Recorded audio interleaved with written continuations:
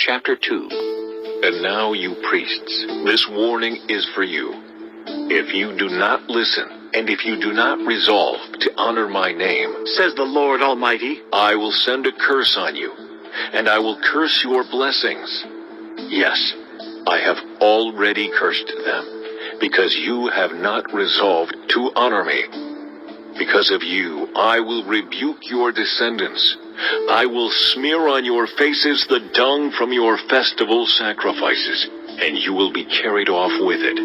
And you will know that I have sent you this warning so that my covenant with Levi may continue, says the Lord Almighty. My covenant was with him, a covenant of life and peace, and I gave them to him. This called for reverence, and he revered me, and stood in awe of my name. True instruction was in his mouth, and nothing false was found on his lips. He walked with me in peace and uprightness, and turned many from sin. For the lips of a priest ought to preserve knowledge, because he is the messenger of the Lord Almighty, and people seek instruction from his mouth. But you have turned from the way, and by your teaching have caused many to stumble. You have violated the covenant with Levi, says the Lord Almighty. So I have caused you to be despised and humiliated before all the people, because you have not followed my ways, but have shown partiality in matters of the law. Do we not all have one Father? Did not one God create us? Why do we profane the covenant of our ancestors by being unfaithful to one another? Judah has been unfaithful. A detestable thing has been committed in Israel and in Jerusalem. Judah has desecrated the sanctuary the Lord loves by marrying women who worship a foreign god.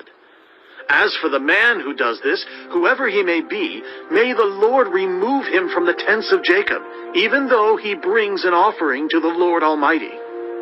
Another thing you do, you flood the Lord's altar with tears. You weep and wail because he no longer looks with favor on your offerings or accepts them with pleasure from your hands. You ask, why? It is because the Lord is the witness between you and the wife of your youth. You have been unfaithful to her, though she is your partner, the wife of your marriage covenant. Has not the one God made you? You belong to him in body and spirit. And what does the one God seek? Godly offspring.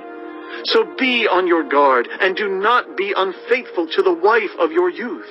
The man who hates and divorces his wife, says the Lord, the God of Israel, does violence to the one he should protect, says the Lord Almighty.